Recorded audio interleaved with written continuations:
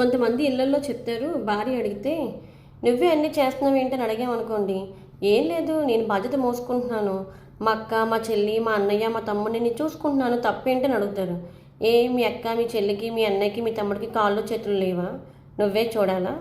చెప్పు. మీ అమ్మ ఉన్నవి లేనివి చెప్తుంది. వాళ్ళు మాత్రం నువ్వు ఎక్కడో కష్టపడి దేశాలంటే కష్టపడి లేదా ఏదో ఊర్లో కష్టపడి లేకపోతే ఉన్న ఊర్లోనే వ్యాపారం ఉద్యోగం చేసి వాళ్ళని పోషించాలి. వాళ్ళు మాత్రం హ్యాపీగా చక్కగా ఏసీ రూమ్ వేసుకొని పడుకుంటారు. నువ్వు మాత్రం ఊరి మీద తిరిగేసి వచ్చి పని చేయాలి.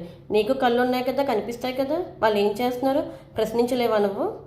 ఏమ్మా వాళ్ళు ఏం కష్టపడలేదు, వాళ్ళు నేనెందుకమ్మా పెంచాలి పోషించాలి, వాళ్ళ పిల్లలకి నేనెందుకమ్మా ఫీజులు కట్టాలి అని అడగలేవా నువ్వు? అక్క చెల్లి పిల్లలకి ఫీజులు మనమే కట్టాలి, అన్నదమ్ముల పిల్లలకి ఫీజులు మనమే కట్టాలి, వాళ్ళకి ఏదైనా అవసరమైతే మనమే చూడాలి. వాళ్ళు మాత్రం ఐఫోన్లు వాడతారు, మనం డొక్కు ఫోన్ వాడతాం. ఇవన్నీ నువ్వు ప్రశ్నించలేవు. ప్రశ్నించే భార్య నీకు నచ్చదు, మీ అమ్మకి అంతకన్నా నచ్చదు. ఎందుకంటే మీ అమ్మ ఉద్దేశంలో నీ భార్య పెద్ద గెయ్యాలి, నీ భార్య వచ్చాక నువ్వు మారిపోయావు. కానీ నీ లైఫ్ అంటూ ఒకటి ఉంటుందని ఉండదు. కనీసం నీ కూతురికి ఒక గౌన్ కొంటారా, నీ కొడుకు ఒక జుబ్బా కొంటారంటే అది కూడా ఉండదు. ఇవేవి ఉండవు. ఇవేవి నీ భార్య చూస్తూ నోరు మూసుకుని ఊరుకెళ్తే ప్రశ్నించకూడదు. ఇదెక్కడ న్యాయం? అదే నీ భార్య పుట్టినరోజు పెట్టేసినట్టు నువ్వు ఒప్పుకుంటావా? మళ్ళీ నువ్వు ఒప్పుకోవు, నువ్వు లెక్కలు అడుగుతావు.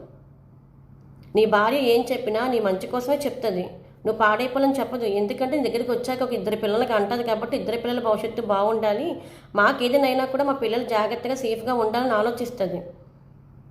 ఏదైనా అయితే కూడా నీ అన్నదమ్ముల పిల్లలు అక్క చెల్లి పిల్లలు వచ్చి నీ పిల్లల్ని ఏం చూసారు? అదంతా భ్రమా భ్రాంతి. ఎక్కడో పాత సినిమాలో ఉంటాయి, కొత్త సినిమాలో లేవు అలాంటి స్టోరీలన్నీ. లవ్ స్టోరీయే. అది అర్థం చేసుకొని నీ లైఫ్ నువ్వు కాపాడుకో. అమ్మ చెప్పింది నాన్న చెప్పాడని భుజాల మీద బాధ్యతలు మోసేవనుకో, ఆ భుజాలు అరిగిపోవడం తప్ప ఇంకేం ఉండదు లైఫ్లో. ఇలాంటివన్నీ స్టోరీలు జరిగి చాలామంది బాధపడుతున్నారు. వాళ్ళని చూసి కూడా మనం నేర్చుకోకపోతే ఎలా చెప్పండి?